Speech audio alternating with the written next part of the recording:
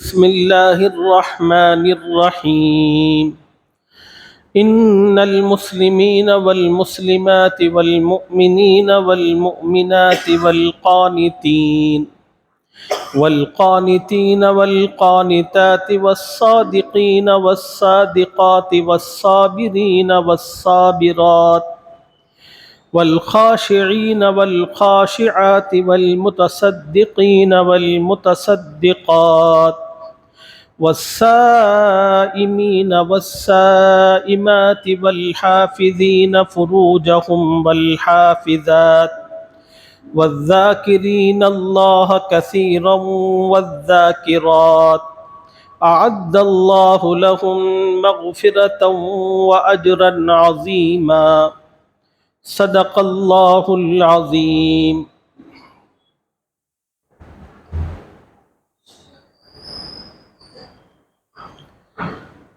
ابھی میں نے آپ حضرات کے سامنے قرآن پاک کی جس آیت مبارکہ کی تلاوت کی ہے، یہ قرآن پاک کی بڑی اہم آیتوں میں ایک ہے۔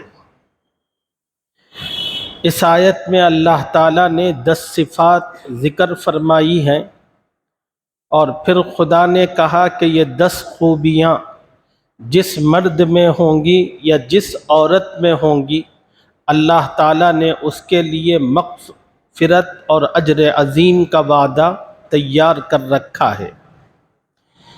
یہ خوبیاں جس کے پاس بھی ہوں گی، اللہ اس کی مغفرت کریں گے اور اس کو اجر عظیم عطا کریں گے۔ پہلی خوبی تھی ان المسلمین والمسلمات، بے شک مسلمان مرد، بے شک مسلمان عورتیں۔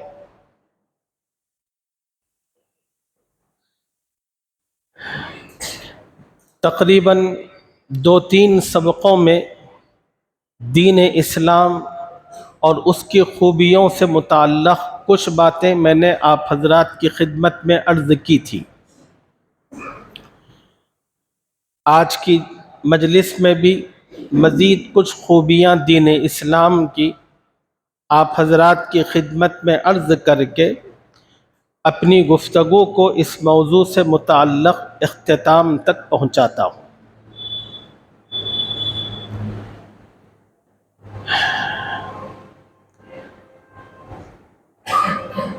اس موضوع کو اتنی تفصیل سے آپ حضرات کی خدمت میں عرض کرنے کا بنیادی مقصد، خدا نے مجھے اور آپ کو جو نعمت عطا فرمائی ہے، اس نعمت کی تھوڑی سی قدردانی ہمیں ہو، ہمیں پتہ ہو کہ جس نعمت کے ساتھ ہم لوگ ہیں یہ کتنی عظیم نعمت ہے اور ہمارا دین کتنی خوبیوں کا حامل ہے۔ اور دوسری بات یہ کہ اس وقت پوری دنیا میں اسلام کو نشانہ بنایا گیا، جس کے نتیجے میں جو مسلمان ہیں وہ بڑے پست رہتے ہیں۔ یہ ان کی ایک سازش ہے جس کے نتیجے میں وہ سب کچھ کر رہے ہیں، لیکن ہم مسلمانوں کو ہمیشہ بڑی پازیٹیو سوچ کے ساتھ ہونا چاہیے۔ یہ بھلے کچھ بھی کرے، اللہ کی ایک عظیم نعمت ہمیں حاصل ہے، اور یہ نعمت جس میں اتنی ساری خوبیاں ہیں یہ خدا نے دی ہے۔ ہم کسی صورت میں اس نعمت سے دستبردار ہونے کے لیے تیار نہیں۔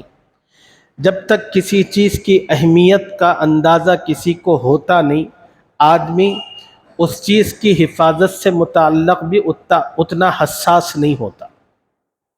جب آدمی کو پتہ چلتا ہے تو پھر آدمی اس کی حفاظت کے لیے بھی اپنی جان تک بھی جوکھوں میں ڈالتا ہے۔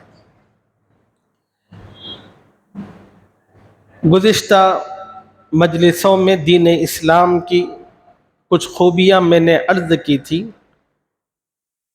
آج کی مجلس میں کچھ خوبیاں مزید عرض کرنے کا ارادہ ہے۔ ان میں سے ایک خوبی اس دین کی یہ ہے کہ ہمارا دین ایثار والا دین ہے۔ ایثار کہتے کس کو ہے؟ ایثار کہتے ہیں اپنی ضرورت قربان کر کے دوسرے کی ضرورت پوری کرنا، اس کو ایثار کہتے ہیں۔ قرآن پاک میں اللہ تعالیٰ نے حضرات صحابہ سے متعلق بیان فرمایا وَيُؤْثِرُونَ عَلَىٰ أَنفُسِهِمْ وَلَوْ كَانَ بِهِمْ خَصَاصَةٌ۔ صحابہ کرام کی شان یہ تھی کہ وہ اپنی ضرورتوں کو قربان کر کے دوسروں کی ضرورتوں کو پورا کرتے تھے، اگرچہ کہ خود ان پر فاقے ہی کیوں نہ ہو۔ شیخ الحدیث حضرت مولانا زکریا صاحب رحمۃ اللہ علیہ نے اپنی کتاب میں اور بہت سے مفسرین نے اپنی اپنی تفاسیر میں اور سیرت نگاروں نے اپنی کتابوں میں یہ واقعہ لکھا ہے کہ حضرت عبداللہ ابن عمر رضی اللہ تعالی عنہ کے گھر کہیں سے ایک سرا خدمت میں آیا۔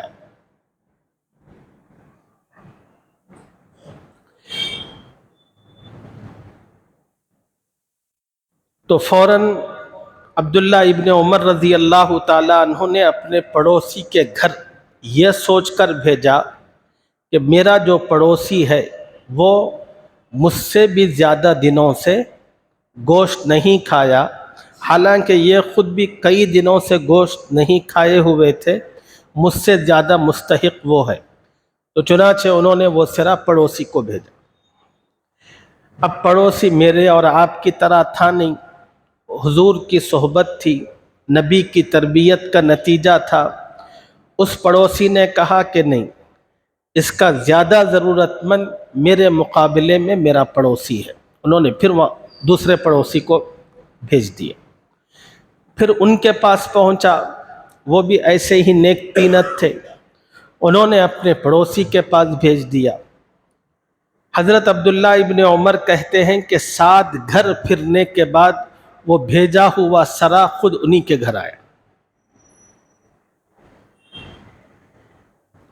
اس کو کہتے ہیں ایثار۔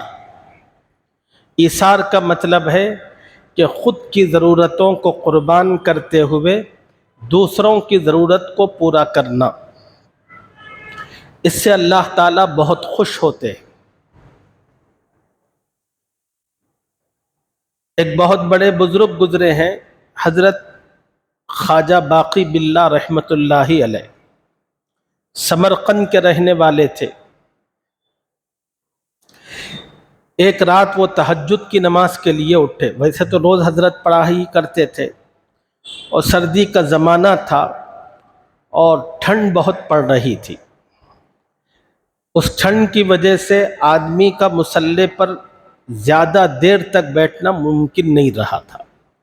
تو حضرت خواجہ باقی باللہ رحمۃ اللہ علیہ تہجد کے لیے اٹھے تھے، نماز پڑھی اور ٹھنڈ کی زیادتی کی وجہ سے وہ دوبارہ لوٹ کر اپنے بستر کی طرف آنے لگے۔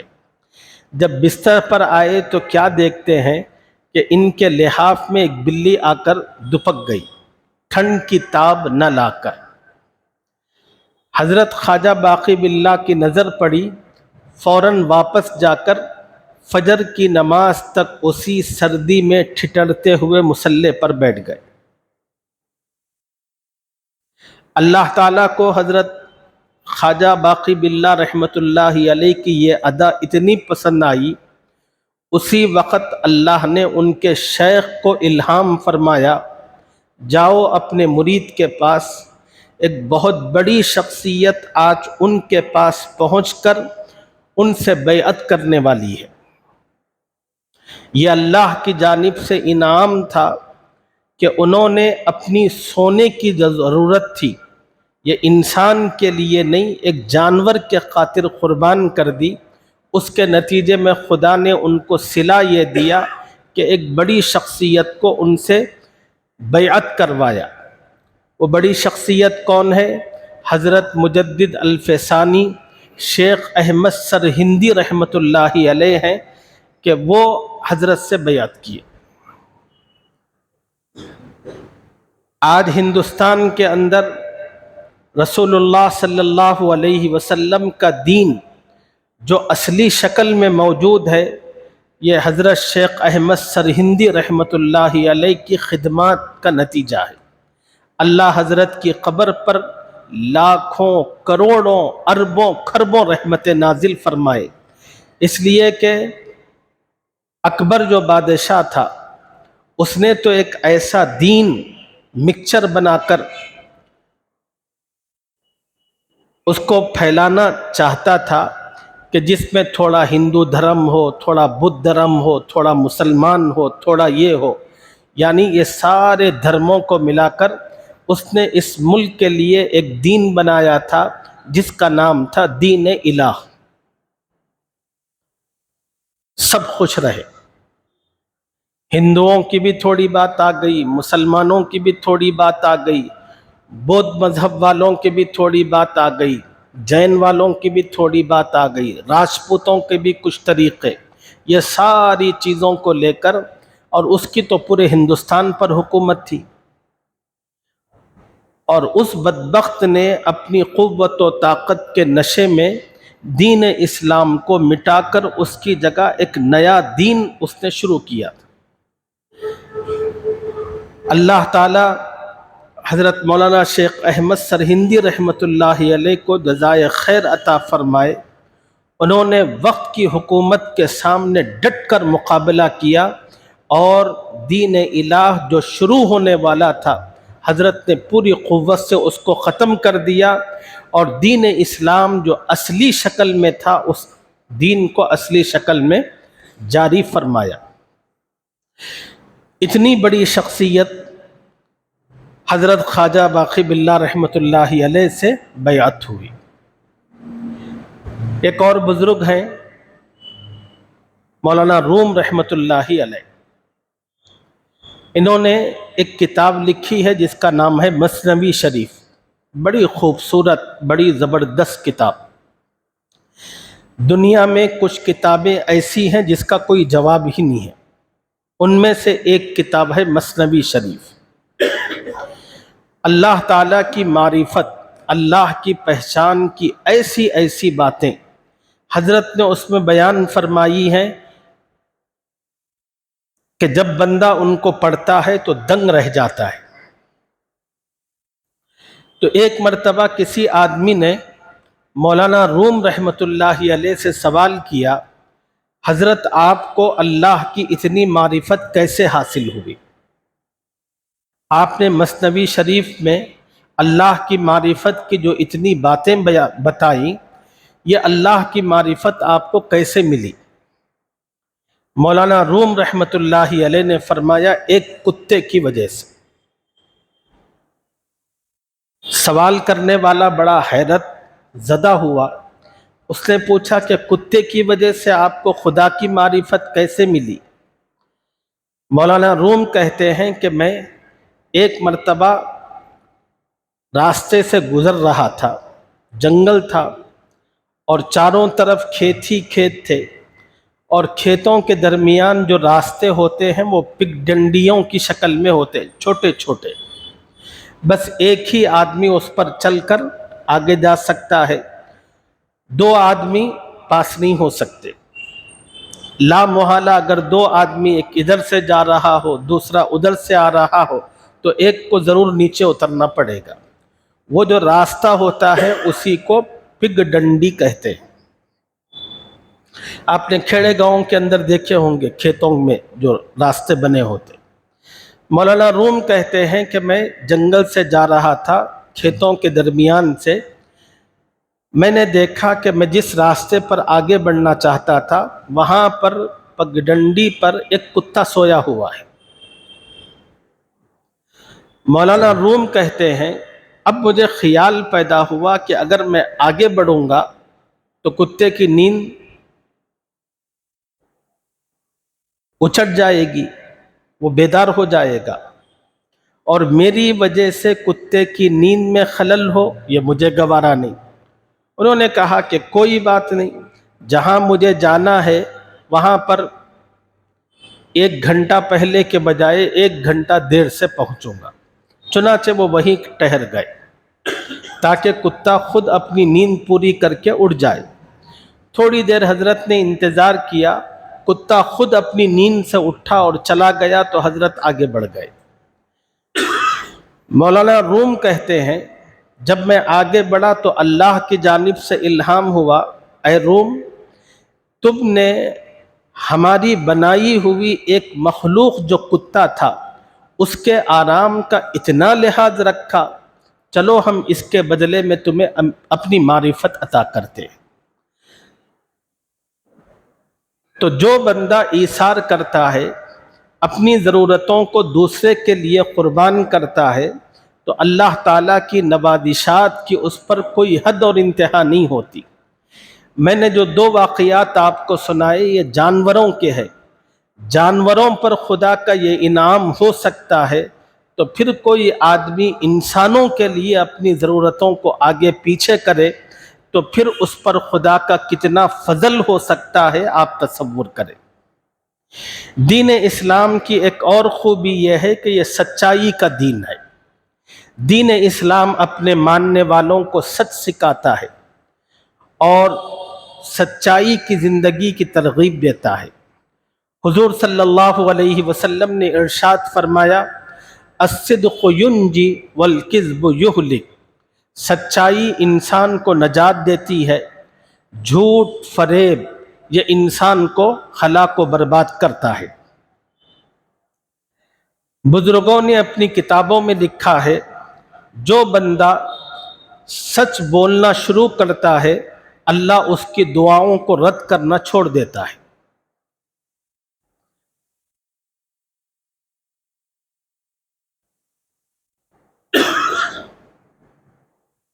سچائی کی تعلیم دین اسلام میں کیسی ہے، اس کو سمجھنے کے لیے ایک چھوٹا سا واقعہ آپ حضرات کو سناتا ہوں۔ یو پی میں ایک چھوٹا سا دیہات ہے جس کا نام ہے کاندھلا۔ دعوت و تبلیغ کے جو بانی ہیں حضرت جی مولانا الیاس صاحب رحمۃ اللہ علیہ، حضرت وہیں کے رہنے والے ہیں۔ شروع زمانے سے نیک لوگوں کا، علماء کا، پرہیزگاروں کا وہ شہر رہا ہے۔ کاندھلا کے اندر مسلمان بھی ہیں، غیر مسلم بھی ہیں، اور یہ اس دیہات کا ماحول بڑا پرامن رہتا ہے۔ لیکن امن شیطان کو کہاں پسند، شیطان تو ہمیشہ انتشار اور اختلاف چاہتا ہے۔ چنانچہ ایک زمین کے معاملے میں وہاں پر ایک مسلمان اور ایک غیر مسلم کے درمیان اختلاف ہوا۔ مسلمان کہتا تھا کہ وہ زمین میری ہے، ہندو کہتا تھا کہ وہ میری ہے۔ جب بات بڑھتی چلی گئی تو مسلمان باقی اپنی کمیونٹی کو اپنے فیور میں لانے کے لیے سب لوگوں نے کہا وہ جگہ میری ہے، اگر وہ جگہ مجھے مل گئی تو میں وہاں پر مسجد بناؤں گا۔ اب جب اس نے یہ اعلان کیا تو پورے مسلمان اس کے سائڈ ہو گئے۔ اب ہندو نے دیکھا میں تو اکیلا ہوں، اس نے کہا کہ بات ایسی نہیں بنے گی۔ اس نے بھی کہا کہ یہ میری جگہ ہے، اگر یہ جگہ مجھے مل گئی تو میں یہاں مندر بناؤں گا۔ اب پورے ہندو اس کے پیچھے آ کر کھڑے ہو گئے۔ قریب تھا کہ اب دونوں فرقوں میں مارا ماری، قتل و خون کا ایک سلسلہ شروع ہوتا۔ اچھا ہوا کہ مقدمہ عدالت پہنچا۔ اس دور میں جو جج تھے وہ انگریز ہوا کرتے تھے۔ جج کے پاس پہنچا تو وہ بھی سڑ پکڑ کر بیٹھ گیا کہ اب میں فیصلہ کس کی طرف کروں۔ اگر جج کہے گا کہ یہ مسلمان کی ہے تو ہندو ناراض، اگر وہ کہے گا کہ یہ ہندو کی ہے تو پھر مسلمان ناراض۔ اس نے دونوں کمیونٹی کے لوگوں کو بلا کر کہا کہ بھئی کیا ایسا ممکن ہے کہ میرے فیصلے کے بغیر تم لوگوں میں کچھ کمپرومائز ہو جائے؟ مسلمان خاموش تھے جج کی بات سن کر، لیکن چند ہندوؤں نے کہا کہ ہاں صاحب، ایک مولوی صاحب ہیں، آپ ان کو بلاؤ اور بلا کر ان سے گواہی لے لو۔ اگر وہ گواہی دے دے زمین کے بارے میں جس سے متعلق، ان کی گواہی ہمیں منظور ہے۔ اب غیر مسلموں نے ایک مسلمان مولوی کا نام لیا تھا، اب مسلمانوں کو تو شرم سے ڈوب مرنا تھا، انہوں نے بھی کہا کہ ٹھیک ہے ہمیں بھی منظور ہے۔ چنانچہ اس جج نے کمپرومائز کے لیے ایک تاریخ رکھی، اس تاریخ پر پورے کے پورے دیہات کے ہندو مسلمان پہنچ گئے، اور جن صاحب کا نام دیا گیا تھا ان کا نام تھا مفتی الہی بخش کاندھلوی رحمۃ اللہ علیہ۔ یہ حضرت شاہ عبدالعزیز محدث دہلوی رحمۃ اللہ علیہ کے شاگرد تھے۔ جج انگریز نے ان کو بلا کر پوچھا کہ مولانا صاحب یہ بتائیں یہ زمین کس کی ہے؟ اب سارے کے سارے مسلمان خوش ہیں، گواہی دینے والے مولوی صاحب ہیں، مسلمان ہیں، اور اس نے وعدہ کیا ہے کہ یہاں پر مسجد بنائے گا۔ اب ایک مسلمان، ایک مولوی اس سے ہٹ کر کیا گواہی دے سکتا؟ بڑے مطمئن ہیں۔ اور دوسری طرف جو ہندو ہیں وہ بڑی ٹینشن میں ہیں، اس لیے کہ چند ہندوؤں نے مولوی صاحب کا نام تو لے لیا تھا لیکن باقی ہندو کمیونٹی اس سے متفق نہیں تھی۔ انہوں نے ان کو بہت لعنت و ملامت کرتے ہوئے کہا کہ ارے بے وقوفو، تم نے اپنا ہاتھ کاٹ کر مسلمانوں کو دے دیا۔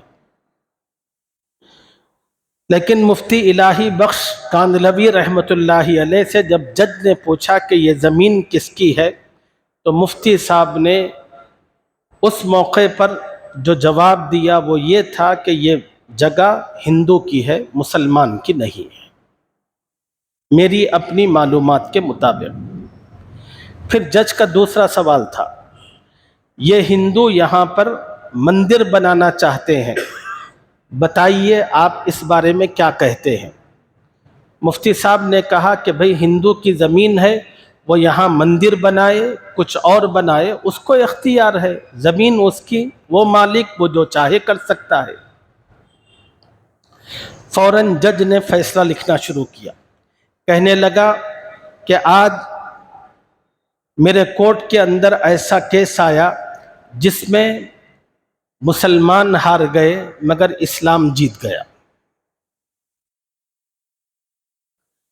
اور جج نے جب اپنا فیصلہ پڑھ کر سنایا، جتنے ہندو تھے انہوں نے کہا کہ جج صاحب آپ نے اپنا فیصلہ تو سنا دیا، اب ہمارا بھی فیصلہ سن لیجئے۔ سب سے پہلے ہم بھری عدالت میں سب کے سامنے کلمہ شہادت پڑھتے ہیں، اور پھر وہ زمین جس ہندو کو ملی تھی اس نے کہا کہ میں اس جگہ پر اب مسجد بناؤں گا، یہ ہے سچ کی برکت۔ اس نے کہا کہ جو مذہب سچائی کی اتنی تعلیم دیتا ہے ایسا مذہب تو ہمیں چاہیے، یہ ہے دین اسلام کی خوبی۔ دین اسلام کی ایک اور خوبی ہے حیا، یہ بڑی عجیب خوبی ہے، دنیا کے کسی مذہب میں یہ خوبی موجود نہیں ہے۔ حیا کہتے کس کو ہے؟ حیا کہتے ہیں شرم کو، لحاظ کرنے کو۔ رسول اللہ صلی اللہ علیہ وسلم نے حدیث میں فرمایا الحیاء شعبۃ من الایمان، حیا ایمان کا ایک شعبہ ہے۔ ایک اور حدیث میں رسول اللہ صلی اللہ علیہ وسلم نے فرمایا اذا فاتک الحیاء فافعل ما شئت، تیرے اندر سے حیا ختم ہو جائے تو جو چاہے کر۔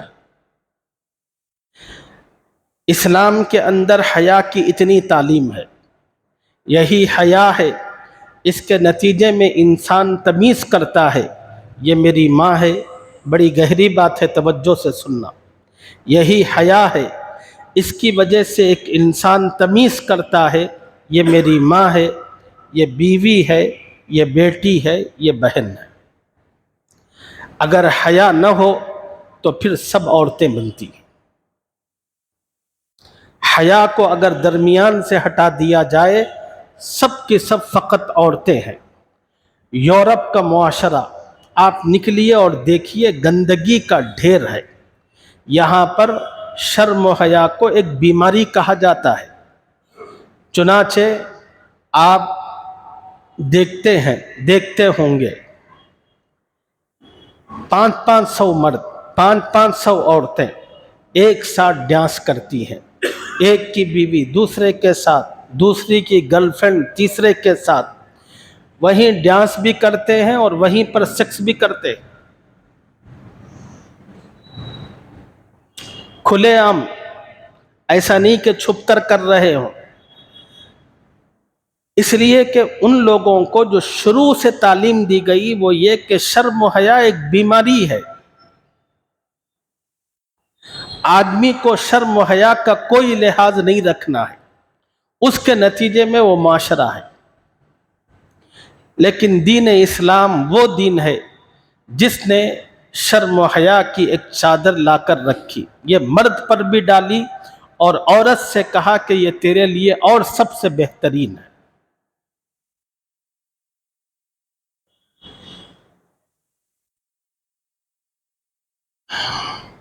اس بے حیائی کے نتیجے میں آج ان یورپ کے رہنے والے لوگوں کو کہیں پر بھی سکون میسر نہیں، وہ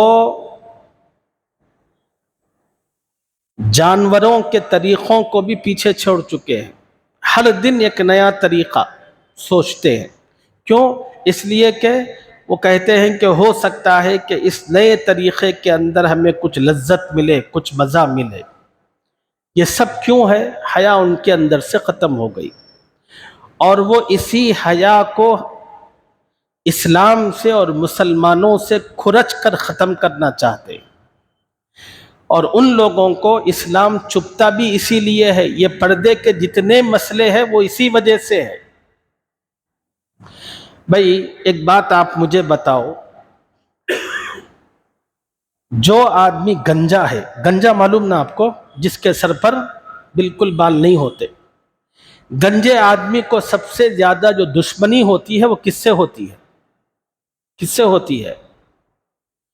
گنجے آدمی کو تکلیف اور دشمنی بال والے سے ہوتی ہے۔ وہ کیوں؟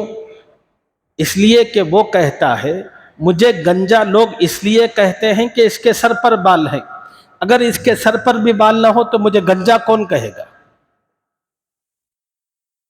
سمجھ میں آ رہی بات؟ بھائی ننگا آدمی کو ننگا کب کہیں گے؟ جب کچھ اور لوگ کپڑے پہنے ہوئے ہوں تو لوگ اس کو کہیں گے ننگا ننگا ننگا بول کر۔ اگر جو کپڑے پہنا ہوا ہے اس کے کپڑے بھی اتار دیے جائیں تو سب ننگے، کون کس کو کہے گا ننگا؟ یہی حال ہے اس وقت۔ جتنا یورپ ہے اور جتنا ویسٹرن کلچر ہے وہ سب کا سب بے حیا ہو چکا ہے، بے غیرت ہو چکا ہے۔ اب اس کو اپنی بے غیرتی بڑی خراب لگتی ہے ان مسلمانوں کو دیکھ کر، ان کے پردوں کو دیکھ کر، تو اس لیے وہ کوشش کر کے مسلمانوں کے کو سے پردے سے باہر نکالنا چاہتے ہیں اور مسلمانوں کے اندر سے حیا کو ختم کرنا چاہتے ہیں تاکہ سب کے سب لوگ ایکول ہو جائیں، کوئی ہمیں بے حیا نہ کہہ سکے۔ یہ دین اسلام کی خوبی ہے، آپ اس خوبی کو اپنے اندر پیدا کیجئے۔ یہی وجہ ہے کہ آج مسلمانوں کے جو ماں باپ ہیں بچوں کے بڑی باوقار زندگی گزارتے ہیں، اور کوئی بھی مسلمانوں کے ماں باپ اپنے بیٹوں کے سامنے چومنا چاٹنا کچھ نہیں کرتے، کوئی ایسی حرکت نہیں کرتے جس سے ماں باپ کا وقار داغدار ہو۔ میاں بیوی ہونے کی وجہ سے مرد اور عورت کا ملاپ ہوتا رہتا ہے، لیکن کبھی رات کے اندر اتفاق سے اندھیرا ہوتا ہے، بچہ سویا ہوا ہو، وہ جاگ جائے تو چونک کر جدا ہو جاتے، حالانکہ وہ بچے کو اتنی فہم بھی نہیں ہوتی، اندھیرا بھی ہوتا ہے، لیکن حیا ہے حیا۔ اسی حیا کا نتیجہ ہے کہ آج الحمدللہ مسلمانوں میں بہت حد تک پردہ ہے، لیکن ویسٹرن کلچر دیکھیے، بچے ہیں جب یہ اس کو لپٹ رہا ہے، وہ اس کو چوم رہا ہے، کسی کا احساس نہیں، بیٹا ہے بیٹی ہے، عمر کیا ہے، گدھوں کی جیسی حرکتیں شروع، اس لیے کہ ان کی تربیت ہی اسی بنیاد پر کی گئی کہ شرم ایک بیماری کا نام ہے۔ شرم بزدلی کا نام ہے. یہ دین اسلام کی خوبی ہے. اب اس وقت ویسٹرن کلچر کا حال کیا ہے، اس کو سمجھانے کے لیے ایک بزرگ نے ایک کتاب لکھی ہے جس کا نام ہے حیا اور پاک دامنی. اس کتاب کے اندر انہوں نے ایک واقعہ لکھا ہے. وہ واقعہ میں آپ کو سناتا ہوں شارٹ میں. جو سمجھتے ہیں سمجھ جائیں، جو نہیں سمجھیں گے ان کو میں سمجھاؤں گا بھی نہیں. واقعہ یہ ہے، ایک بہن جو گھر کے اندر رہتی ہے، اس نے ایک دن اپنے بھائی سے کہا، بھائی جان آپ سیکس کے معاملے میں ابا سے بھی کمزور ہے.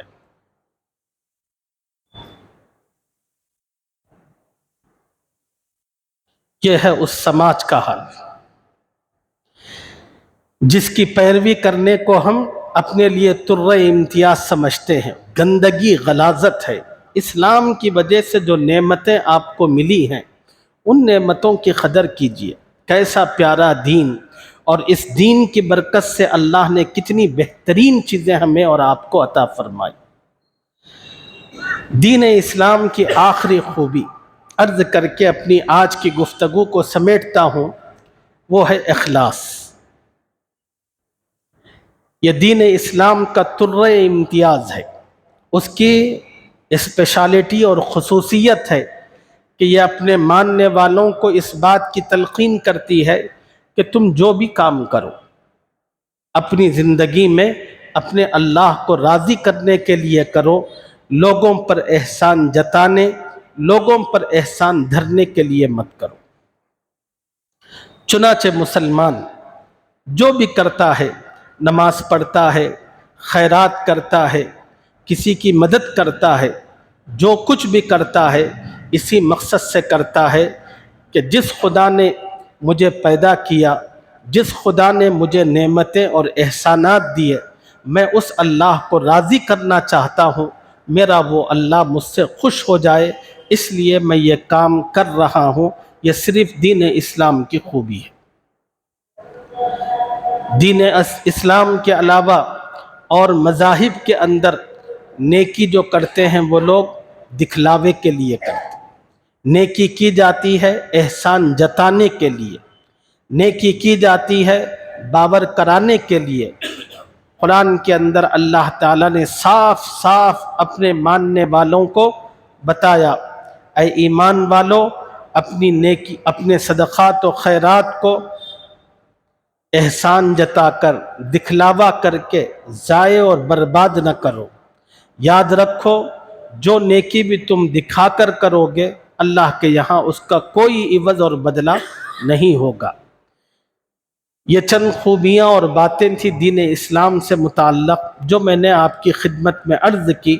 اللہ تعالیٰ اس دین اسلام کی خوبیوں کے ساتھ ہمیں اب اس دین کی قدردانی کرتے ہوئے اس دین سے چمٹنے، اس دین پر مر مٹنے اور اس دین پر زندگی گزارنے کی مجھے اور آپ کو توفیق عطا فرمائے. اور ہمارے اپنے جو بچے ہیں ہم لوگ اپنے بچوں کو بتائیں کہ بیٹا اللہ نے حضور اکرم صلی اللہ علیہ وسلم کی برکت سے جو دین اسلام ہمیں دیا ہے وہ ایسا دین ہے، دنیا میں ایسا کوئی دین نہیں ہے. اتنی خوبیوں والا دین ہے. بیٹا اس دین پر باقی رہنا، کسی قسم کا کمپرومائز مت کرنا. اس دین کے خاطر زندگی میں کوئی بھی قربانی دینی پڑی وہ بہت چھوٹی ہے، ضرور دے دینا. حتیٰ کہ تمہیں اپنی جان بھی دینے کا موقع آیا، وقت آیا تو خوشی خوشی اپنی جان دینا، مگر اب اس دین سے کمپرومائز مت کرنا. یہ تعلیم آپ اپنی نسلوں کو دیں، میں بھی دیتا ہوں. اللہ تعالی ہمیں بھی اور ہماری اپنی نسلوں کو اور ساری امت مسلمہ کو دین پر استقامت عطا فرمائے، اور دین اسلام کے ساتھ جب تک زندگی ہے زندگی عطا فرمائے، اور جب موت کا وقت ہو تو اللہ دین اسلام پر موت عطا فرمائے. انشاءاللہ اگلی مجلس میں جو دوسری صفت بیان کی گئی، انشاءاللہ اس پر بات ہوگی۔